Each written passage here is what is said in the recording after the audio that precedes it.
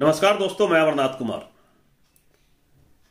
सुभाष चंद्र बोस ने कहा था, तुम मुझे खून दो, मैं तुम्हें आजादी दूंगा। और गुरु गोविंद सिंह ने भी कहा था। उन्होंने भी 5 सिर मांगे थे लोगों से। वहां खड़े हुए लोगों के 5 सिर दे दो। अब लोग चकित हो गए कि क्या बोल रहे हो, सिर लेके क्या करेंगे। और सब पीछे हट गए, 5 लोग आगे आए। उनको सिर नहीं चाहिए था, मतलब कि लड़ने के लिए तैयार रहो। तो 5 सिर उन्होंने मांगा था और वो 5 प्यारे कहलाए। और सिख संगठन देखो आज कितना आगे है, कितना तेजी से बढ़ रहा है। और सुभाष चंद्र बोस के साथ भी तुम मुझे खून दो, मैं तुम्हें आज़ादी दूंगा। और लोग जुड़ते गए और इतनी लंबी लड़ाई और सब कुछ करके उनका संगठन इतना बड़ा हुआ था कि अंग्रेज कांप जाते थे। तो आप भी मुझे सपोर्ट करो, मैं आपको नौकरी दूंगा। अब कहिएगा कि ये पगला गया, क्या बोल रहा है। मैं पगलाया नहीं हूं, मैं आपके लिए कर रहा हूं, आपके हक हितों के लिए कर रहा हूं, आपके हक के लिए कर रहा हूं। और कौन नहीं चाहता है कि आप आगे बढ़े, सब तो चाहता है। आपके माँ बाप भी चाहते हैं, आप भी चाहते हैं, रिश्तेदार भी चाहता है, और दुनिया के लोग चाहते हैं कि हमारा युवा आगे बढ़े। और देश भी यही चाहता है, और देश के नेता भी यही चाहते हैं कि युवा आगे बढ़े। कौन नहीं चाहता। वो जिसके पास माँ बच्चा नहीं है, शादीशुदा नहीं है, वो नहीं सोचेगा, उनको बच्चों के दर्द के बारे में नहीं पता है। बड़ा गृह मंत्री भी चाहते हैं, अमित शाह भी चाहते हैं कि उनका बच्चा आगे बढ़े। उन्होंने अपने बच्चा को लगा रखा है, क्रिकेट का चीफ है, बॉस है ना, भारत का नंबर 1 है ना, काम कर रहा है। तो सब चाहते हैं और ये भी चाहते हैं। ये देखिए, ये कौन है, ये सीनियर सिटीजन है। मैं इनको ट्विटर पे देखा वीडियो, तो इनसे बात किया, फिर इनका नंबर लिया हूं और इनसे भी रिक्वेस्ट किया हूं। तो इन्होंने भी बहुत अच्छे सुझाव दिए। और ये भी चाहते हैं, इनके बच्चे भी सेटल हो गए, मेरे बच्चे भी सेटल हो गए, सब सेटल हो गए। क्योंकि मेरे पास साधन था तो हमने कर लिया। लेकिन बहुत सारे लोग हैं जिनके पास साधन नहीं है और परेशान है, भटक रहे हैं। तो इन्होंने भी आपके लिए आवाज उठाना शुरू किया है। ये जरा सुनिए ये क्या कह रहे हैं। लाएगा युवा जाग जाएगा, युवाओं को मेरा है सलाम। युवा शक्ति से हर झूठा ठग डरता रहता है। युवा जाग जाएगा, नया दौर लाएगा, happy new year to you. युवा जाग जाएगा, नया दौर लाएगा, happy new year to you. युवा जाग जाएगा, नया दौर लाएगा, happy new year to you, happy new year to you. युवा जाग जाएगा, नया दौर लाएगा, happy new year to you.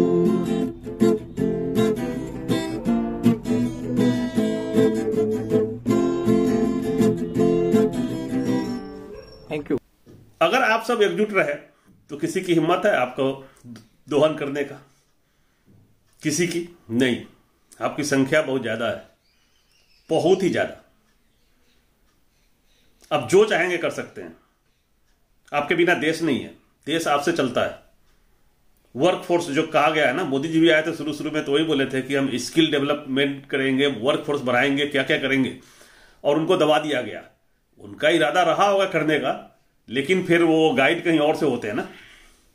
जिसने भी उनको सरकार में लाया और जिनके कारण वो बने, चाहे जिन्होंने बैकअप दिया होगा, उन्होंने मना कर दिया। क्योंकि बाद में आपने देखा होगा कि शिक्षा के स्तर को भी धीरे धीरे कम कर दिया गया। जियो यूनिवर्सिटी की भी बात आई, यानी पूरे इंडिया की शिक्षा व्यवस्था को बंद करके जियो यूनिवर्सिटी, मतलब शिक्षा भी किसी को प्राइवेट करने की बात चल रही है। यानी किसी को भी सारे स्कूल बेच दिए जाएंगे, वो सारे जमीन जो कीमती जमीन है वो बेच दिए जाएंगे। ये प्रोग्राम भी सुनने में आया था। तो आप सब जब एक्टिव रहेंगे तो किसी की हिम्मत नहीं है। मैं इसी मुद्दे पर कह रहा हूं कि आप सब मुझे सपोर्ट करें, मैं आपको नौकरी दूंगा। नौकरी मैं नहीं दूंगा, आप खुद लेंगे, छीन के लेंगे अपना हक। आपका देश है, किसी और का नहीं है। नेता आप चुनकर भेजते हैं, आपके वोट से नेता बनता है और 5 साल के लिए बनता है। और 5 साल के बाद उसको कभी भी हटा सकते हैं। इतनी ताकत है आप में। आपके साथ तो कोई दुश्मनी कर ही नहीं सकता, कोई नहीं। आपकी एकता की जरूरत है, उस एकता पे काम करने की जरूरत है।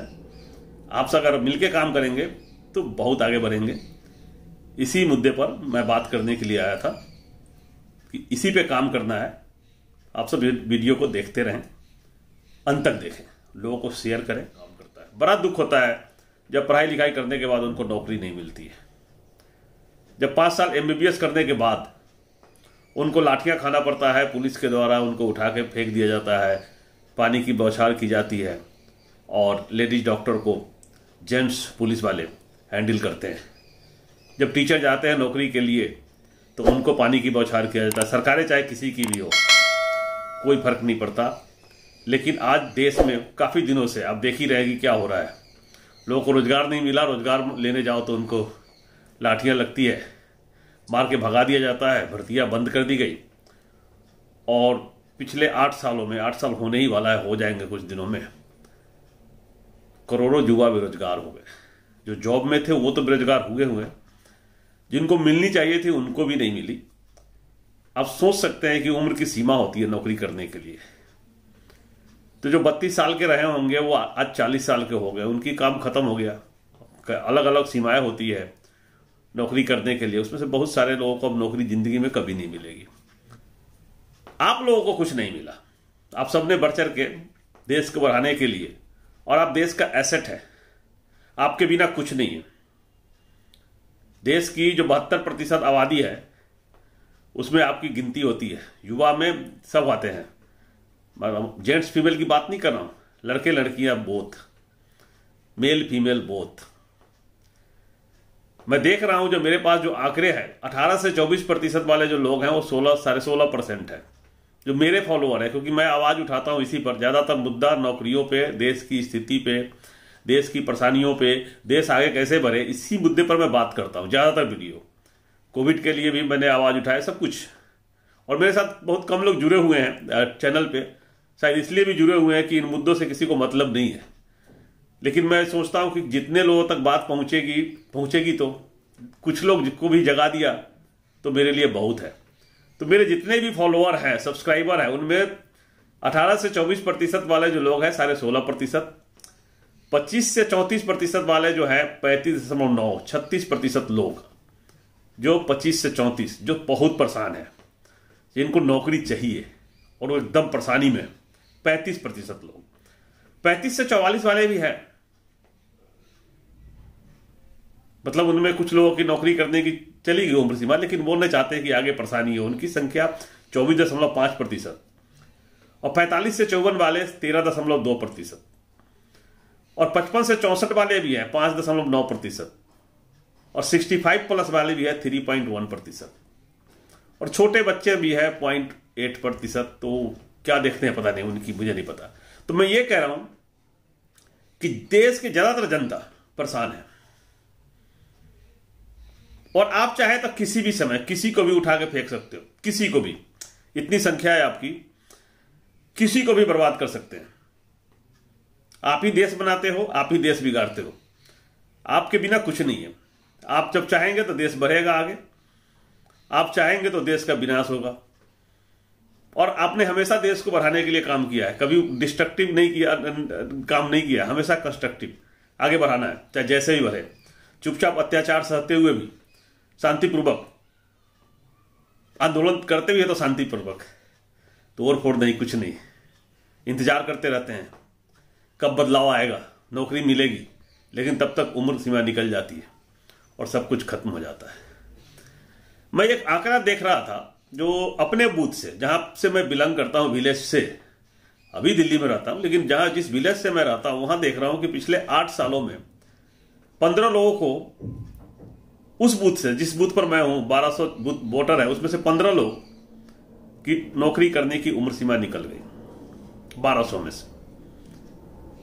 और करीब 20 बैठे हुए हैं अभी, जिनको नौकरी का इंतजार है और नहीं मिलेगा, और मिलने का चांस नहीं है, जिनकी अभी बची हुई उम्र पार नहीं हुआ, लेकिन 20 लोग अभी बैठे। 35 लोग तो ऐसे हो गए।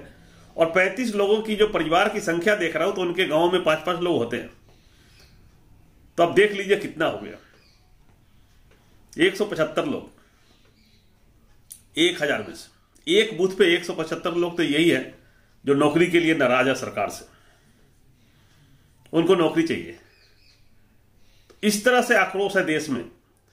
और बूथ होते हैं 300-300, 400-400, और 400 में 150 से कर लिए तो 45 से 50 हजार वोट तो ऐसे ही हो गए सिर्फ इनके। और बाकी और लोग भी हैं जो चाहते हैं कि देश का भला हो। आप सब चाहेंगे तो बदलाव होगा। मैं बार बार आता हूं आप लोगों को तंग करने के लिए, अच्छा नहीं लगता है, लेकिन चुप भी नहीं रह सकते। बहुत रिस्क है लाइफ में, आप समझ रहे हैं मैं क्या कह रहा हूं। और आप सब लोग जुड़िए, मेरे साथ जुड़िए। मैं आवाज उठा रहा हूं तो मेरा भी हाथ मजबूत करिए। ये ज़्यादा जरूरी है और देश के युवाओं तक मेरा संदेश पहुंचना चाहिए। आपके साथ कुछ लोग नहीं जुड़ेंगे जो बिल्कुल उनको बचपन से ही जातिवादी मानसिकता भर दी गई है, वो नहीं जुड़ेंगे, क्योंकि जब बच्चा माँ के गर्भ में रहता है उस समय से उसकी ट्रेनिंग शुरू हो जाती है। महाभारत में आपने देखा होगा, सिखाया गया था कि अर्जुन को अपने बच्चे को माँ के गर्भ में ही बता दिया था कि कैसे तोड़ते हैं, जो रचना होती है चक्रव्यूह की, और अभिमन्यु को सीख गया था। तो उसी तरह से बच्चे भी आपके उनके जो माँ बाप क्या विचार रखते हैं वो बच्चे के ऊपर जाता है। तो जातिवादी मानसिकता वाले लोगों ने अपने बच्चों को बचपन से ही ट्रेनिंग दिया है, वो नहीं बदलेंगे। कुछ लोग बदलेंगे तो बदलेंगे, सब नहीं बदलेंगे, तो उनको आप नहीं बदल सकते। लेकिन आपकी संख्या ज्यादा है, 75 से 80% आपकी संख्या है जो इन सब विचारों से दूर हो गए, अलग हो गए। अपना यूनिटी बनाइए। आपका कोई लीडर नहीं है, स्टूडेंट का भी लीडर नहीं है। जो लीडर है वो जातिवादी के नाम पर, सारा संगठन आपका जातिवादी के नाम पर बना हुआ है। उस संगठन से बाहर निकलिए, एक अपना नेता चुनिए और उसके लिए काम करिए और उस पर आगे बढ़िए। उन जो स्टूडेंट यूनियन के लीडर है उन पर भरोसा नहीं करना, उनकी बातों में आना ही नहीं है। अपना नेता चुनना है, उस पर काम करना है और शांतिपूर्वक तरीके से वोट की ताकत से अपनी सरकार बनाइए, अपने लिए बनाइए। कुछ भी असंभव नहीं है।